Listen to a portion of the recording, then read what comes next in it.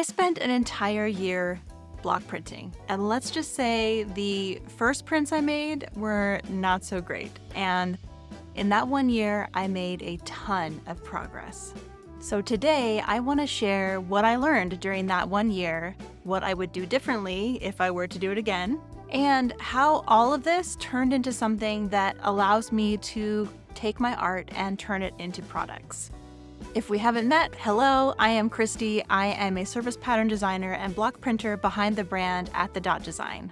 I turn my hand-carved block prints into things like calendars and prints and fabrics and cozy handmade goods that are inspired by California's wild places.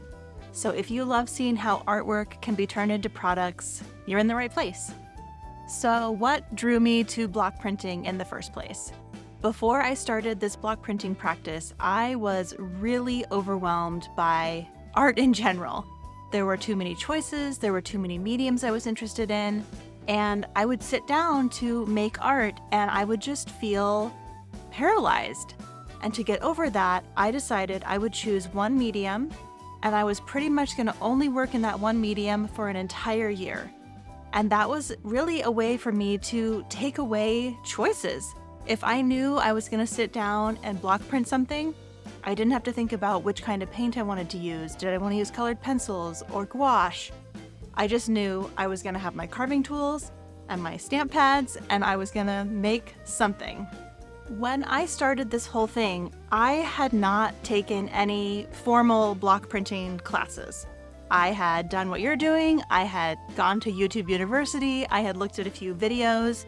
I had a few people on Instagram that I followed, and people who I follow now who I think are purely aspirational. I would love to get to where they are someday. I'll put a few of their names up on the screen for you to see. But no, I really didn't take any formal classes. I had done some block printing in elementary school, like a lot of us have, and I did some printmaking in college, and I just decided, you know what? I understand how printmaking works. I am a book conservator as my full-time job, so I really have a strong understanding about print processes. So I decided I was just going to go with block printing and learn as I went. When I first started, I was using probably the same tools that you used in elementary school. That speedball block printing handle that comes with all the blades inside, I was using that. And that's what I used for the first several months of my block printing journey. And that was because I wanted to make sure that I was going to stick with this kind of medium before I started investing in nicer tools. And I will say, after several months of printing every weekend, which is how I did this, I did invest in some nicer tools. I started to slowly, over time, build up a whole new set of carving tools that are a little bit finer, that can do a little bit tighter, smaller lines. But I still go back to those tools that I used at the very beginning. My very first block print was simple. It was a squiggly line that when I look at it now, I think it looks, like it could have been on Frankenstein. But that was my first block print. And over time, I got better and I practiced and I learned. I learned lots of things along the way. And now my prints look completely different, but they still look like mine. I also, over time, just had to kind of come to grips with the idea that block printing is a very imperfect medium. And actually, that is the strength of block printing, because AI is not going to make something that looks like what I make. It's not going to have the mistakes or the flubs. It's going to shine everything up and make it look pretty. But the beauty of block printing is actually in the quirks and the mistakes. So let's talk about 2 or 3 things that surprised me about block printing. First and foremost, it is how long it takes, at least me, to carve a block. Regardless of how simple it is, it's a slow process, and I had to kind of accept that. At first, I felt like, I'm never gonna have a body of work using this medium because it just takes so long to actually make a block print. But over time, I came to kind of accept this slowness, and actually now I find the carving process to be really meditative. And even though I know it could end in tears if I make a mistake, I love the process. I love how it's slow. I love how it's measured. And I love how it kind of challenges me to be more patient. The next thing that surprised me was how many different ways the printing can go wrong. I have misaligned prints. I have thought that I pressed really hard everywhere on my stamp and then I lift it off and there's a huge white spot where I thought it was going to be a deep, dark purple or a blue. And in this example that I'm showing you, I decided to just have a little bit of fun with that. There's several mistakes on this page.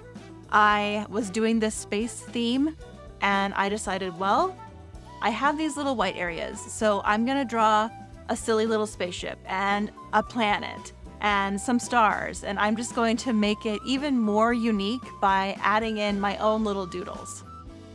I also learned over time that, my carving, I had to get better at it.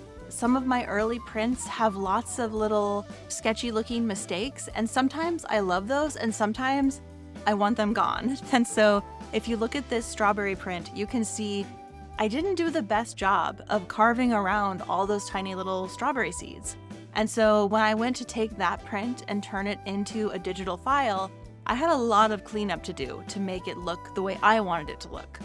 But over time, I have gotten better and better at carving. I'm better at deciding and figuring out which of those sketchy marks do I want and which ones am I going to make sure I go back and fix and carve away. The next learning curve was materials. What I have discovered over time is that every type of paper prints differently. Every type of ink, whether it is a stamp pad or traditional block printing ink from a tube that you roll out, it just requires you to do some testing. And I'm pretty used to that in my day job. I do a lot of testing before I do anything for real. But, sometimes as a hobby, you want to let that go and you want to be a little bit more reckless. But the testing phase is a really important part of the block printing process.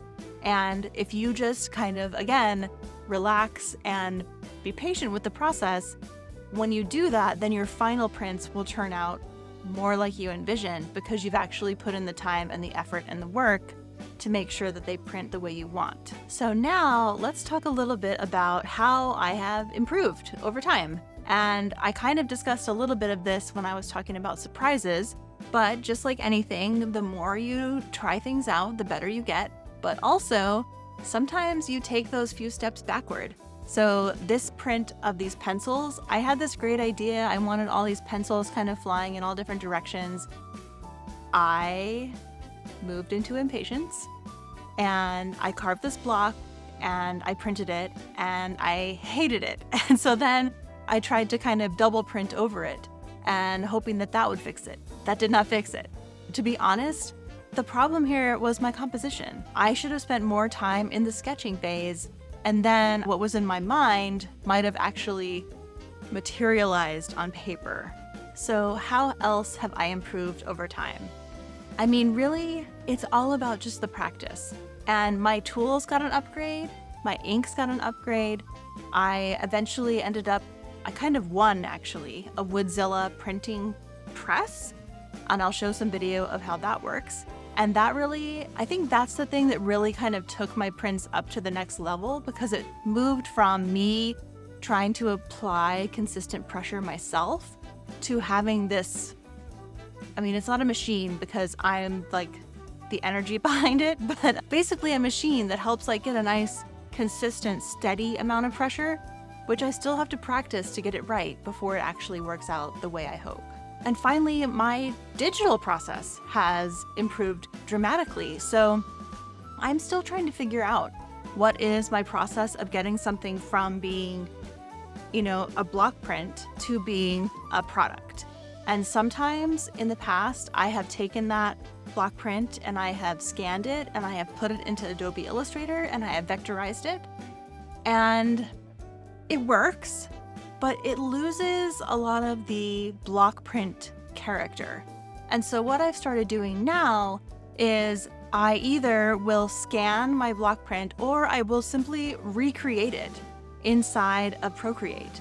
And that's how you can see, there's a few block prints that I made over a year ago that those became patterns. So the starfish, in this sketchbook, it's just one starfish. And I had that idea in my head a long time ago, and then I participated in a drawing challenge that was really, really fun.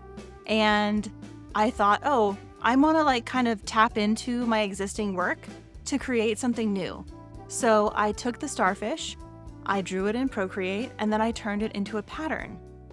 I did the same thing with this pretty complex like kelp forest that I wanted to build through block printing. And I turned that into this tea towel that has a crab kind of, moving through a kelp forest. So I might not take my block prints directly as they are as block prints and turn them into a product. They either can start out as inspiration for something else, or I will pull something I like from this. Essentially, it's like a block print sketchbook. And then I will develop it into something further. And if you're just starting, I think the best advice I could give you is to not worry about perfectionism. You're not going for perfect. Keep carving, keep printing, and keep learning. I would love to hear all about your block printing journey. What are you working on? What are you having trouble with? Or what would you like me to teach you in a future video?